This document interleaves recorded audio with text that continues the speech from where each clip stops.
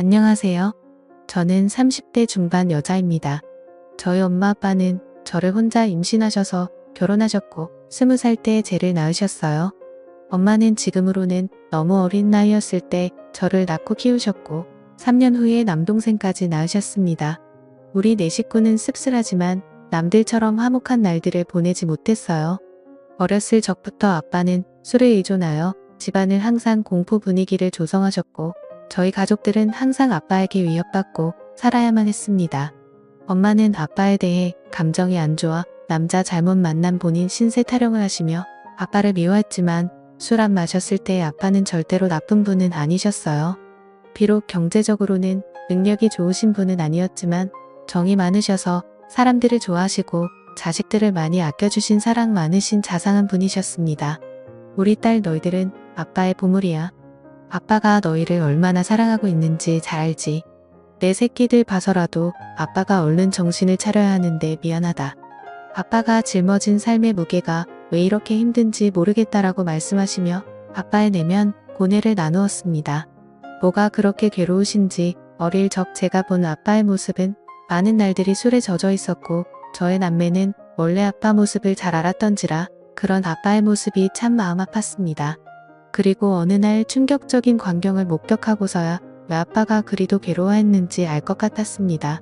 바로 엄마와 삼촌의 충격적인 관계 때문이었어요. 아빠는 형제가 많으셨습니다.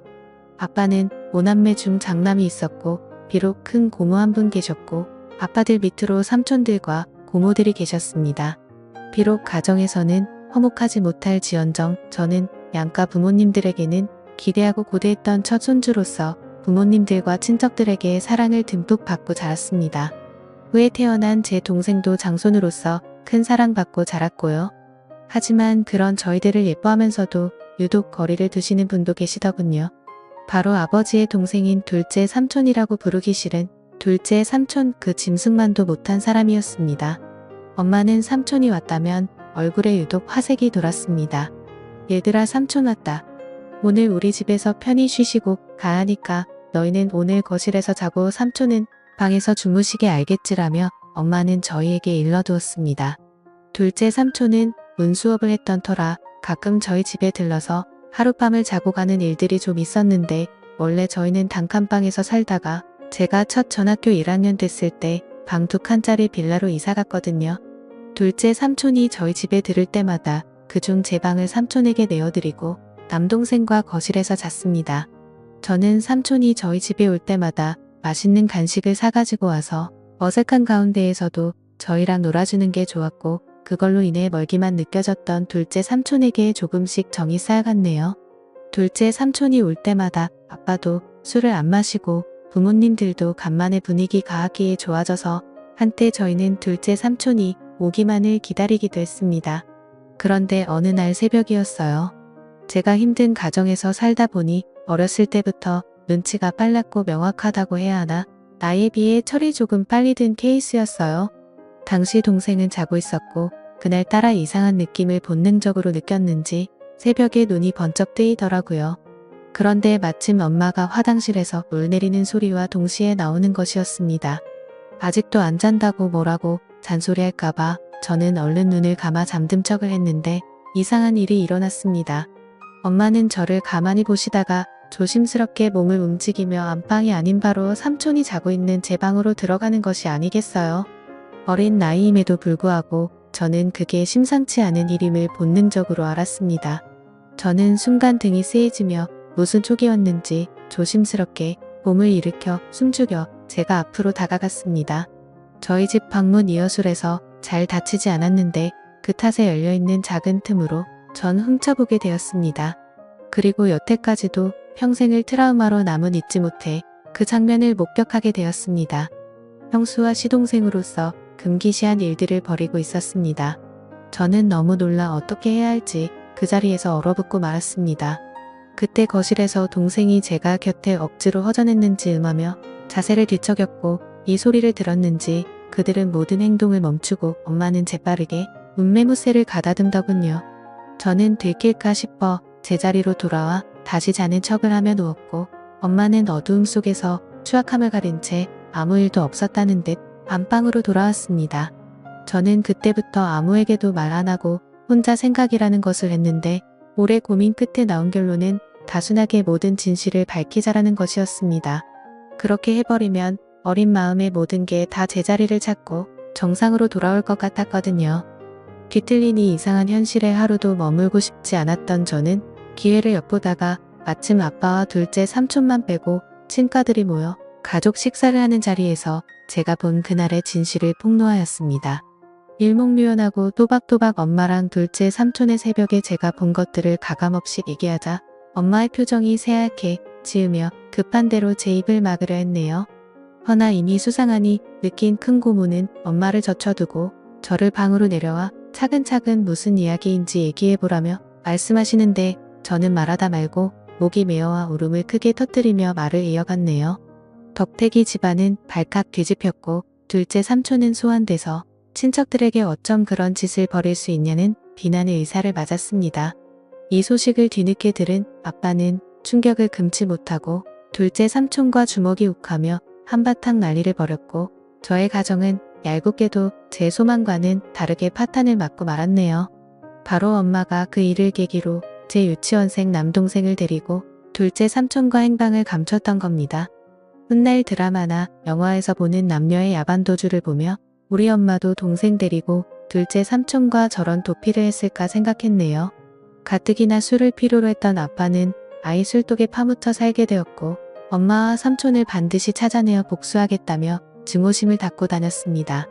아빠는 늘 술을 취한 채 정신적인 고통을 이기지 못하고 자고 있던 저를 이불에 쌓아 주수석에 태우고 어디에도 있는지 모르는 그들을 찾으러 나섰고 그럴 때마다 저는 두려움에 떨어야만 했습니다. 지금 생각해보면 아빠는 저의 폭로가 원망스러운지도 모르겠어요. 눈 감고 귀 닫고 모른 척 했으면 어쨌든 불행한 가정이나 어이울 수 있었을 텐데 그걸 폭로함으로써 파국에 치닫게 돼버렸으니 다 제 잘못이라는 생각이 들었습니다. 이럴 줄 알아서는 얘기하지 말 걸 그냥 아빠를 속이고 모두를 속일 걸 진실을 알리는 것만이 꼭 올바른 게 아니라고 생각을 했네요. 다행히 두어 달이 지난 후 엄마는 집에 동생을 데리고 들어왔고 간만에 엄마를 본 저는 그간 마음 고생한 게 싹 치유되면 깊은 안도감을 느꼈습니다. 오랜만에 동생을 봐서도 너무 행복했고 돌아온 엄마로 인해 아빠의 상태도 좀 나아진 것 같아 행복했습니다. 다만 제게 엄마가 사라졌던 후는 남았습니다. 잠시라도 눈에 엄마가 보이질 않으면 불안해서 미칠 지경이었어요. 학교 갔다 서둘러 집에 왔는데 엄마가 없으면 빌라나 동네 인근을 다 뒤지고 다녔고 미용실에서 파마를 하고 있거나 동네 사람들과 같이는 엄마를 보고서야 안도의 숨을 내쉬고 했습니다. 그렇지만 혹시나가 역시나 얼마 아니던 다시 나갔어요. 이번엔 동생을 내버려두고 혼자 나갔더군요. 동생이라도 곁에 있어 좋았지만 엄마가 언제 다시 올지 기다림의 끝은 알 길이 없었습니다. 아빠는 행여 엄마한테 연락이 오면 아빠한테 바로 전화하라고 했고 그 사이 저희 동네에서는 소문이 다 돌았습니다. 저희 엄마가 바람나서 집을 나간 것 같다고요. 뜩하면 애엄마가 보이질 않으니 그럴 수밖에 해요. 저는 저희에 대해 함부로 말하는 동네 사람들이 너무 싫었습니다. 다 알고 짐작하면서도 모른 척 확인 사살하려고 저와 마주치면 꼭 묻더군요. 너희 엄마 이번에 너희 두고 또 낳은 거 맞지 않니? 세상에 어떻게 자식들 두고 모질게 나갈 수가 있어? 내가 다 마음이 쓰이네 불쌍한 것들. 우리 엄마 그냥 멀리 돈 벌러 갔어요. 우리 가족에 대해서 함부로 말하지 마세요. 라고 둘러대면 쏘아댔지만 속으로는 가슴에 피멍 들어 찢어지게 울고 했네요. 아빠는 결국 가출한 엄마를 포기하고 저희를 위해 시골로 이사를 했습니다. 다 잊고 새 삶을 꾸려보고자 아빠들 1톤 트럭을 타고 소금도 파시고 귤도 파시며 저를 앞차같이 키우셨지만 세상은 그리 만만치 않았습니다. 바로 아빠는 큰 병에 걸려버리셨고 끝내는 간경화로 제 나이 18살 때 세상을 등지고 말았네요. 그때 아빠 살아생전 모질게만 해던 제 행동이 떠올라 얼마나 피눈물을 흘렸던지요. 죄송하고 또 죄송하게만 했습니다. 아빠가 돌아가셨어도 엄마랑 삼촌은 잔인하게도 코빼기도 비치지 않더군요. 아빠를 배신하고 어디서 둘이 그렇게 잘 먹고 잘 사는지 나중에 반드시 찾아가 이 아픔 그대로 돌려주리라 다짐했는데요. 저희는 살기 위해 할아버지에게 맡겨졌다가 성인이 된 후 따로 근처에서 독립을 했습니다. 그리고 시간이 흘러 동생이 군대 갈 때쯤 저 역시 직장을 구해 대도시로 나왔고 또 다시 현실에서 적응하고 있을 무렵 난데없이 엄마 동생인 오랫동안 왕래 없던 외삼촌이라는 작자한테 연락이 닿았네요.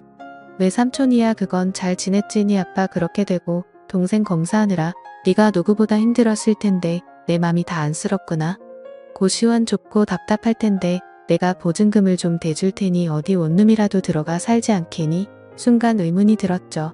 갑자기 외삼촌이 왜 나한테 뭔가 이상해서 좀 알아봤었는데 예상치 못하게도 그간 연락이 끊겼던 제 친엄마가 외삼촌 뒤에 있었던 게 아니겠어요.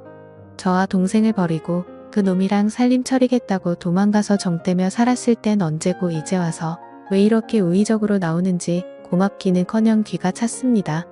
아빠와 저희를 배신하고 그 짐승 같은 둘째 삼촌 놈이랑 도피해서 얼마나 때깔 좋게 잘 먹고 잘 살았는지 확인해봤더니 이게 앵걸 어느새 남자를 갈아버렸네요. 제가 이 사실을 입 밖에 내니 엄마는 주위를 살피며 은밀하게 말하게 자신 낳고 살다 보니 안 맞는 부분도 많고 사람들 눈도 있고 윤리적으로도 이건 아닌 것 같다 뒤늦게 맘먹고 정리했다. 지난 세월 죄책감 떨치고 새 인생 살고 싶어 너하고도 연락한 거고 라고 합니다. 순간 뭐지 싶었네요. 그렇게 쉽게 헤어질 수 있었을 것을 여지껏 저희 가족 생채기 다 내놓고 일이 저질러질 대로 다 저질러 놓은 후에야 헤어졌다니요. 엄마를 가지려고 아빠를 배신한 삼촌도 같은 생각이어서 순순히 헤어졌다는데 말도 안 돼. 그들의 파렴치한 폐륜 때문에 상처 입은 사람이 몇인데 멱살 잡고 쫓아다니며 기회 보상이라도 받고 싶었습니다. 엄마는 결국 삼촌과 금기된 사랑을 끝내고 다른 남자랑 세 번째 결혼을 했답니다. 참 능력도 좋으시지. 엄마는 제 동생 일합시고 둘째 삼촌 사이에서 낳은 남자의 여자의 한 명씩을 제기 소개했습니다. 저를 동생들과 함께 인사시키며 얘들은 내 동생이고 너희들도 언니한테 인사해라. 동생 돌보는 거 보니 지금 여기 있는 동생도 잘 돌볼 것 같더라. 단이 핏줄들이니 아지로서 잘 챙겨라. 뭐니뭐니 해도 남보다는 형제가 최고야. 남보다도 못한 형제들도 많죠. 저나 이 애들이나 다 배신이 피가 흐르는 엄마 자식들인데 나중에 서로 뜯어먹겠다고 뒤통수 치고 그러면 어쩌죠? 라고 대꾸하자 엄마의 표정이 점차 살벌해지기 시작했네요. 전혀 패인 상황에 내막을 모르는 새아빠는 분위기를 환기시키고자 그저 허하시더라고요. 새아빠는 평범하고 사람 좋으신 분이셨습니다. 엄마는 정말 미웠지만 가족들이 그리웠던 저는 엄마를 용서하고 잘 지내보려고 노력했습니다. 허나 엄마와 삼촌의 트라우마는 쉽게 잊혀지지 않더라고요. 엄마 역시 지난 세월을 후회하며 저와 함께 잘 살려야 하는 것 같았지만 제가 본인의 치명적인 비밀을 알고 있으니 저를 편히 대하지 못했습니다. 심지어는 저더러 미용실에서 엄마라고 하지도 말라고 하고 주변인들에게는 저와의 관계를 숨기려 하더군요. 새아버지가 절 자식으로 인정한다며 친척들에게 소개하려 할 때도 엄마는 필사적으로 행여 책 잡힐까 싶어 말렸습니다. 엄마의 숨겨진 자식으로 살아야 하는 기분도 참 더럽더이다. 더러운 놈의 둘째 삼촌 자식들은 엄마 거리며 당당하게 살고 있는데 우리 아빠 자식이었던 전 왜 숨겨져야 하는지 감정이 분노가 스멀스멀 살아났습니다. 더욱이 참을 수 없었던 건 엄마는 수련전만 하면 꼭 아빠 욕했는데 나니 아빠가 아직도 지긋지긋해.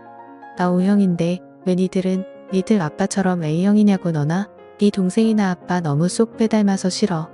처음부터 내 손으로 쭉 키우니 새 동생들한테 정이 더 가더라고. 왜 같은 손가락이라도 더 아프고 덜 아프고 하잖아. 네가 차별받는 것도 다 네 아빠 탓이고 내가 삼촌과 불륜 저지른 것도 네 아빠 책임이야. 아라니 아빠 결혼 자체가 나한테는 인평생 지옥이었다고. 삼촌과 불륜을 저지른 건 모두 다 아빠 잘못이라고 떠넘기며 책임을 지었습니다. 참을 수가 없었습니다. 저는 결국 엄마를 용서하지 못하고 자리에서 일어나 엄마에게 마지막 인사를 했네요. 이제 도저히 못 들어주겠다. 엄마한테는 최악의 남편이었을지 모르겠지만 나한테는 우리한테는 최고 좋은 아빠였어. 이제 더 이상 엄마 못 볼 것 같아. 우리도 그만하자.